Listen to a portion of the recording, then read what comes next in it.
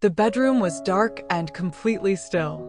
Elizabeth lay on her side, eyes open, listening to the sound of her husband breathing. Slow, easy, unbothered. The kind of sleep that belongs to a man with nothing on his conscience, or a man who has learned to bury it so deep it no longer disturbs his rest. Her hand was pressed flat against his back. She could feel the rise and fall of his breath, the warmth of his skin through the thin fabric of his shirt. He smelled like the cologne she had bought him for their anniversary. She had chosen it carefully, standing in the store for nearly 20 minutes deciding. She wondered if he had worn it for her that week, or for someone else. She already knew the answer. The phone sat face down on his nightstand. It had been face down for 3 months. A small detail. The kind of thing a busy man might do without thinking. The kind of thing a guilty man does deliberately. Elizabeth had seen the messages. Not by snooping. The screen had simply lit up one evening while Micheal was in the shower. The name she saw and the words beneath it quietly rearranged every assumption she had built her life on. That was 11 months ago. She had not confronted him. She had not called a lawyer. She had not told her mother, her sister, or even her best friend Esther. Instead, she had done something that made no sense to anyone who would eventually hear the story. She started to pray. Every night, after Micheal fell asleep, Elizabeth placed her hand on his back and whispered prayers over a man she knew was betraying her. Not prayers for herself, a prayer for him, for his soul, for his blindness to be enlightened again, for whatever darkness had entered him to lose its grip. She was not in denial. She was not pretending to be patient. She was a woman who had heard something in the quiet that was louder than her pain. And she had chosen to trust it. So here is the question you might be asking, following through every moment of the story. What kind of woman prays every night for a man she knows is betraying her? And more importantly, what does God do when someone is actually brave enough to try? To understand what Elizabeth did, you have to understand who Elizabeth was. She was not the kind of woman who made dramatic decisions. She had never been dramatic about her faith. She grew up in church, not as a performance, but as a language. Her mother taught her to pray before she could read, guiding her small hands together each night beside her bed. By adulthood, prayer was not something Elizabeth did. It was something she was. She met Micheal at 26 during a church conference she had almost skipped. He was leading worship that weekend. Not the main speaker, just part of the music team. But he played with sincerity that caught her attention. They talked for 4 hours after the service ended. Their courtship was slow and intentional. Micheal met her mother before he held her hand. They prayed together on the phone after their first few dates, and it never felt strange. It felt like arriving somewhere she had always been headed. They married in October. The wedding was simple, filled with people who truly loved them. For the first 4 years, their marriage was real and good. Not perfect, but faithful. Micheal became a deacon's assistant at church. Respected, trusted. Then something shifted. Elizabeth couldn't name the exact moment. It wasn't a single event. It was more like weather changing slowly. Micheal started coming home later. The excuses came with explanations that sounded reasonable, but slightly too detailed. He stopped reaching for her hand during worship in church service. He became careful with his phone. Elizabeth suspected but said nothing. She watched. She prayed. Then one ordinary Tuesday evening, while Micheal was in the shower singing a worship song she loved, the phone lit up. The message appeared at 7:43 p.m. 3 words. A name she didn't recognize. And beneath it, a message so intimate there was no way to misunderstand it. She read it once, then placed the phone exactly where it had been. The shower kept running. Micheal kept singing. Elizabeth sat on the edge of the bed, staring at the gray wall she had chosen for the room 3 years earlier. She didn't cry. Instead, her hand reached for her Bible. It opened to Isaiah 62. For Zion's sake, I will not keep silent until her righteousness shines like the dawn. In the margin, she had written months earlier, intercession is not surrender. It is war. She closed the Bible, and she argued with God. Don't ask me to pray for him. Don't ask me to stay silent. The shower turned off. In the silence that followed, something settled in her chest. Not loud, not dramatic, just a quiet instruction. 90 days. No confrontation, just prayer. Micheal stepped out of the bathroom. You okay? He asked. Fine, she said. Just tired. The war had begun. He just didn't know it yet. As the 90 days run through, nobody saw what those 90 days cost Elizabeth. Every night, she placed her hand on Micheal's back and whispered in prayers, Lord, reach him where I cannot. Some nights, the words flowed easily. Other nights, she knelt beside the bed and nothing came out except breath. The mornings were harder. She made breakfast, handed Micheal his coffee, 2 sugars, no cream, and swallowed the truth pressing against her teeth.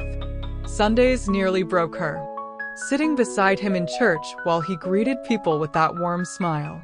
Women in the congregation nodded approvingly. You have a good man. Elizabeth smiled back and faced the pulpit. She was not performing. She was surviving. On day 34, she found another number. A folded paper slipped from Micheal's jacket pocket while Elizabeth picked up the jacket to hang. She stared at it for a long time. She almost called, but instead, she folded the paper exactly as she had found it, returned it to the pocket, and hung the jacket up. Then she walked to the kitchen. She sank to her knees on the cold tile. God, she whispered, shaking, I am not strong enough for this.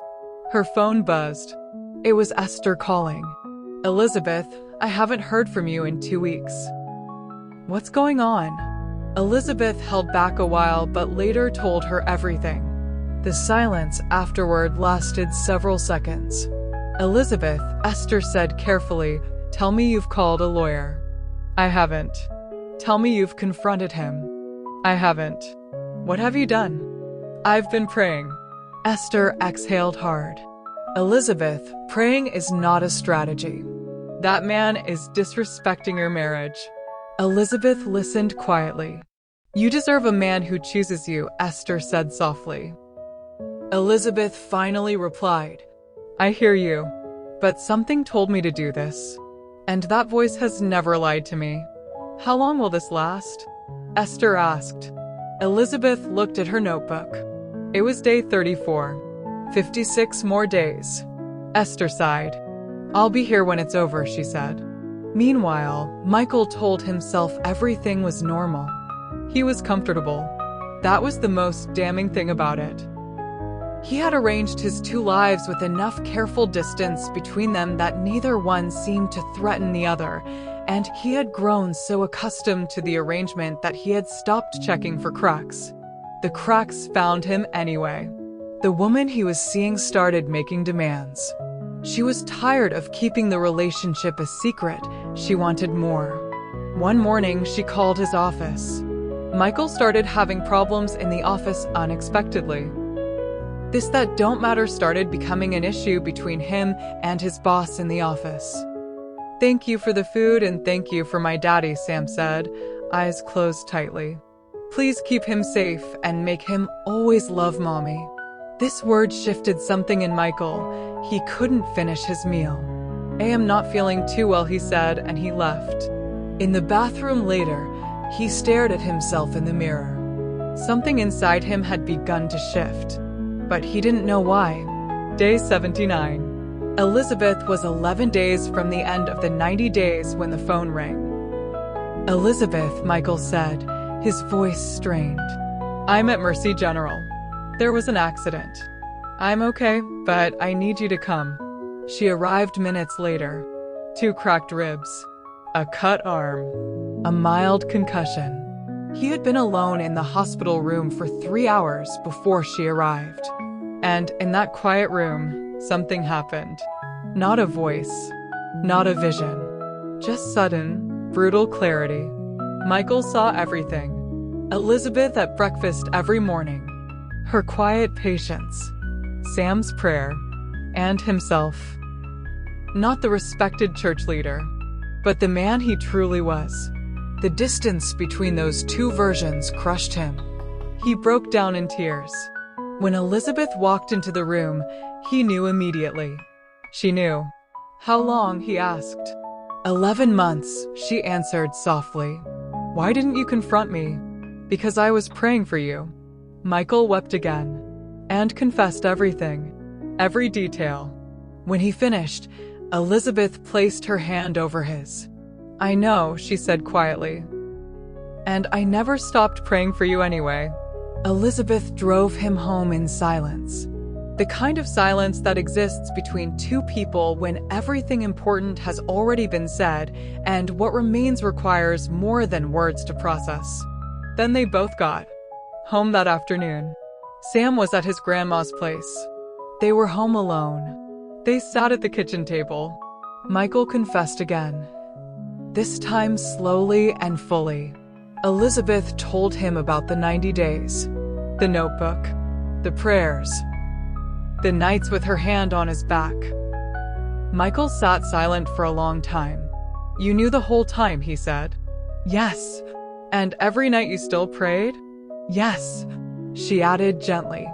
The prayers weren't for your return, she said quietly. They were for your soul. Whatever happened after that was between you and God.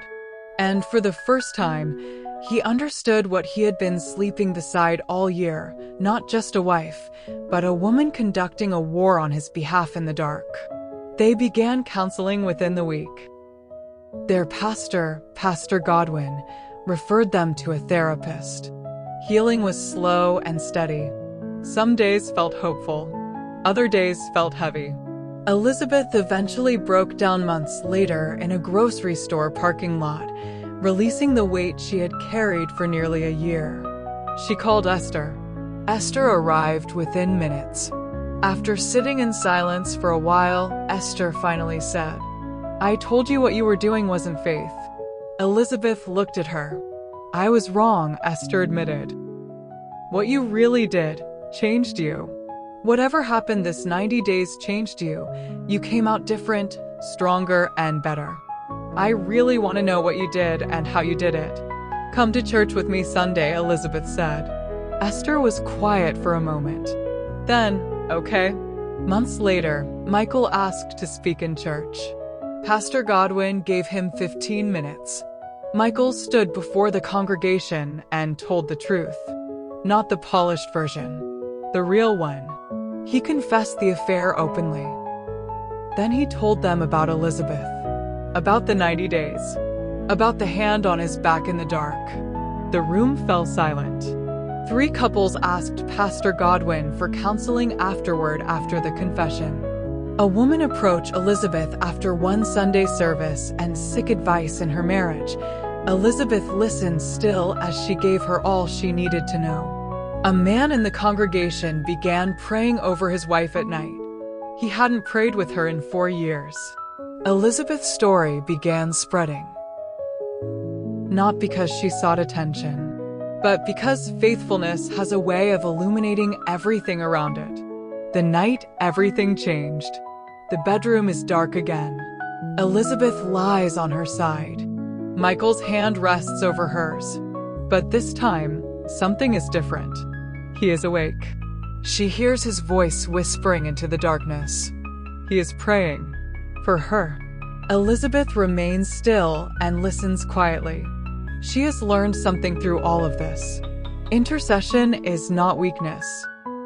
It is the courage to stand in the gap for someone who does not deserve it and pray anyway.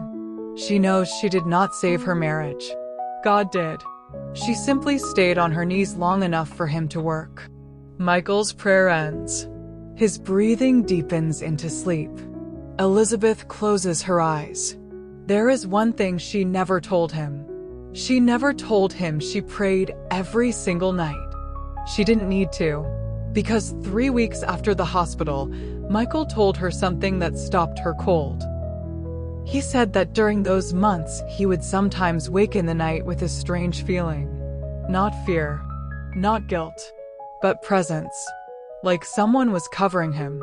Like someone was praying for him. He didn't understand it then. But in the hospital room, when everything became clear, that feeling returned. And he suddenly knew what it was. It was her. Elizabeth had smiled quietly that day, because heaven had been keeping records all along. She had never told him she prayed every night. He already knew. God had told him.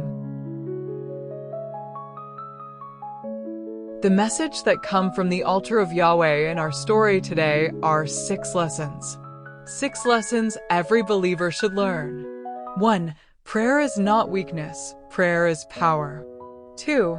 Faith often looks like foolishness to others, especially those who do not understand it. 3. Hidden faith often produces visible result. 4. Every actions have consequences even if it's hidden. 5. Forgiveness is powerful, but it's not easy. 6. God can restore what looked like it completely broken. Thank you for watching. Please like, subscribe, and share.